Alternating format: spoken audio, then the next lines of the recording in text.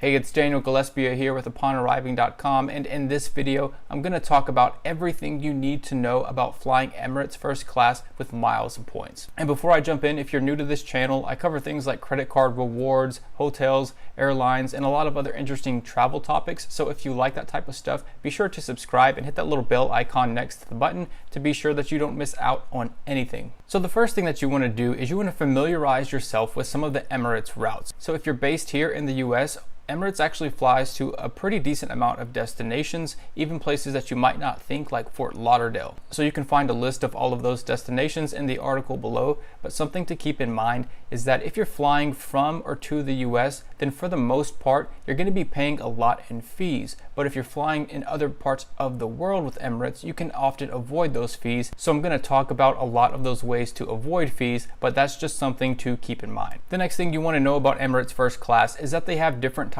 of products out there. So the most popular product is probably still the A380, and that's just because it's been around for a longer amount of time. And even though it has been around for a little while, it still is a fantastic product. They have by far the best shower experience on board. They have an awesome bar. And the suites are maybe a tad bit confining, but still a pretty amazing experience. In my experience, the service and dining has always been top notch as well. So the A380 first class on Emirates is still very high on my list. There's also the new first class, and you'll find this on the 777-300ER. Now this is regarded as possibly the best first class product in the world. The only problem is that it hasn't really been opened up to awards yet, so it can be very challenging to book, but it is a phenomenal product. I have not flown it yet, but all you have to do is watch a video and you'll see exactly how amazing it is. If you're curious about some of the routes that it flies on, you can find those in the article below. And also just know that Emirates also has a 2-class cabin on the 777, so if you're looking at different aircraft and routes, don't get confused because some aircraft may only go up to business class.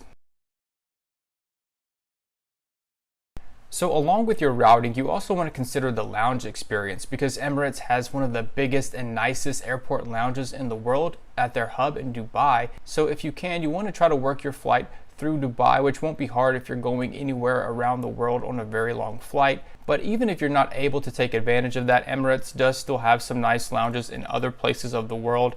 We recently flew from Milan to New York, and we actually got to board the plane directly from the lounge, which was really cool. Now there's also a program called Dubai Connect. So if you have a layover anywhere from 6 to 24 hours, you can actually get certain expenses covered like lodging, meals, and even visa cost. Also, Dubai to me is an awesome layover place because there are so many weird kind of different things to try out there. So this is definitely a spot where it can be fun to take advantage of a layover. Okay, so how do you find open Emirates awards? Well, you can start by searching through the Emirates website, the Skywards website, and what you'll do is you'll create an account and then you're going to search for classic rewards. By the way, for all of these different methods I'm going to show you, you can find links to how to do these in the article below. The next site you can use is Qantas Frequent Flyer. This is a great way to search for Emirates rewards, but the drawback is that they don't show you the fees for the flights. And another solid method is using the JAL Mileage Bank website. I like this one a lot because it's pretty easy to use, and it also allows you to see the fees that you're going to pay on the flight. It even breaks it down by taxes and surcharges. So now that you know how to find open awards, how do you actually get miles to fly on Emirates? Well, there are quite a few ways you can do this, and I'll start off by talking about ways to earn miles that you can transfer out to partners. American Express is a one-to-one transfer partner with Emirates, and there are a lot of different Amex cards that can earn you a lot of points. So in my mind, if you're trying to earn points for Emirates, I really think that you should look into American Express cards because it's going to be a great way to earn a lot of points. Also, if you have the Amex Business Platinum card, you can redeem membership rewards for 1.54 cents per point, which is pretty decent. And if you ever find an Emirates first class flight on the cheaper side, you can use this portal to book that flight. It's going to require a lot of points, but depending on how cheap you can find that fare, it may not be as bad as you think. So the next way to book Emirates first class awards is using Alaska Mileage Plan. Now, up until March of 2016, this was pretty much the best way to do this because the redemption rates were so great. But then Alaska did an overnight devaluation and some of the prices went up by as much as 100%. So now you're looking at some really high prices, like from North America to the Middle East for 150,000 miles one way in first class. But the good news is that Alaska does not charge fees on Emirates flights, so this is a great way to avoid paying out of pocket for a lot of those high cash fees that other programs will charge you for. In fact, the total fees may be anywhere from $20 to $50, and when you consider the cash value of some of these Emirates flights, that is pretty insane. Now, one thing about using Alaska miles to fly on Emirates is that your flights must originate or terminate in North America. Also, they allow stopovers on one-way flights, so if you're flying through Dubai, it's a great way to be able to see more of the city for a few days instead of being limited to a 24-hour time frame. But keep in mind that if you go through a partner like Alaska and don't book directly with Emirates, you miss out on things like the chauffeur service. Now, Alaska is not a partner of any major program, but they are a transfer partner of Marriott. There's also Bank of America Alaska cards, which in the past have been a great way to earn a lot of points, although Bank of America has recently clamped down with new rules. So overall, Alaska Mileage Plan is great for avoiding the fees on Emirates, but it has some of the most expensive redemption rates, and now Alaska miles are actually harder to earn than ever before, so it does have limited practicality for a lot of people. The next program is Japan Airlines JAL Mileage Bank. Now, JAL is still one of the best ways to fly on Emirates, but they did recently impose some ridiculously high surcharges on some Emirates flights. So in some cases, it could cost you as much as $1,700 to fly Emirates with JAL miles. Also, JAL just had a recent devaluation with their partner award charts, which are distance-based, so things have gotten more expensive, though the devaluation was not that bad. Now, one thing about the fees is that you can actually avoid these by flying out of specific destinations. So for example, if you're departing from a place like Hong Kong, you can avoid those fees. Other places include cities like Colombo, Manila, Sydney, Tokyo, and there could be some others out there, so just know that the fees don't always have to be a huge issue on JAL if you find the right departure. So if you're wondering what kind of prices you can expect to pay with JAL, here are some examples of some redemptions that have worked in the past.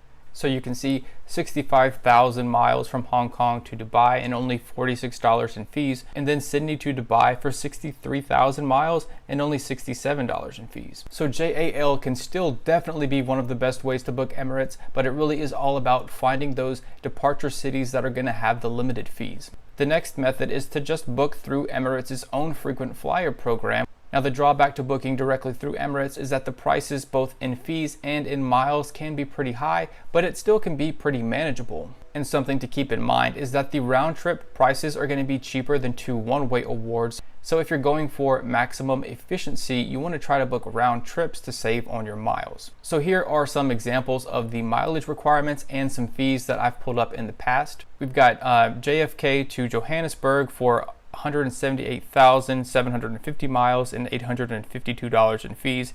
JFK to Hong Kong for 131,250 miles and $852.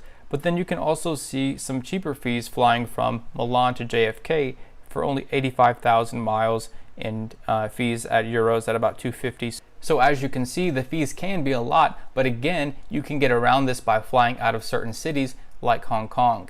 And what's more is that you can actually connect from Hong Kong to the US and still pay those low fees. So in this example, I pulled up a first class itinerary from Hong Kong through Dubai to the US, and the fees actually came out to only around $70. And one thing that's great about Emirates Skywards is that you will still get the first class chauffeur service. So at most cities that you're flying out of or into, you can get chauffeur service that will take you to the airport and then also pick you up from the airport and take you to your hotel. Now, there are certain mileage requirements. Usually there's a certain radius that the hotel has to be located in, but it's usually a pretty generous radius, to be honest, so you don't have to be very close to the airport. Also, they do contract out the chauffeur service to a lot of third parties, so sometimes the chauffeur service kind of can be lacking. In fact, on a recent flight, we were picked up in New York and taken to our hotel by one of the rudest sons of bitches I've ever been driven by.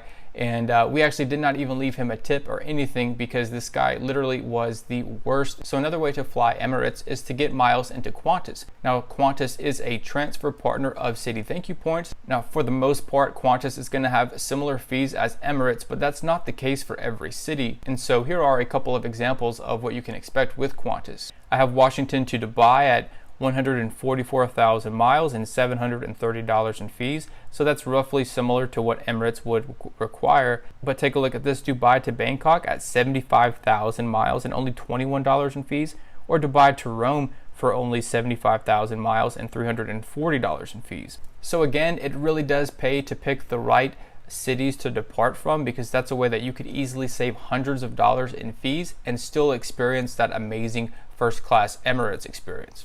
The next partner that you can use is Korean Air. Now, Korean is no longer a transfer partner of Chase Ultimate Rewards, which means that it is a lot harder to build up a balance with this program. Korean Air does have a few things working against it. For one, it requires round-trip redemptions on partners, and it also has really high fees that are pretty much on par with Emirates, so it can be a pretty expensive way to go. Finally, there's also the Chase Ultimate Rewards route. As I talked about earlier, you can transfer Marriott points to some of these partners like JAL, and in some cases you could at least consider transferring your Ultimate Rewards to Marriott and then to a program like JAL. Now, I actually have an example in the article below where I talk about getting over 3 cents per point in value for a first class redemption on Emirates. But that does require a lot of Ultimate Rewards, and so I would only really use this option if I was someone who just really wanted to experience Emirates and I had a lot of Ultimate Rewards that I just didn't mind kind of blowing through. And finally, you might be wondering about Malaysia Airlines, because they are a partner of Emirates, but you are not allowed to use their miles to book first class awards on Emirates. And also, JetBlue is another partner with Emirates, but they are only an earning partner, so you cannot use your JetBlue points to book first class on Emirates. So I hope that this video gave you a good overview of the different ways to book first class flights with Emirates with miles and points. And if you found this video helpful, be sure to hit that subscribe and that like button, and then check out the article below for more specific examples of the different fees and mileage requirements for all of the different partners.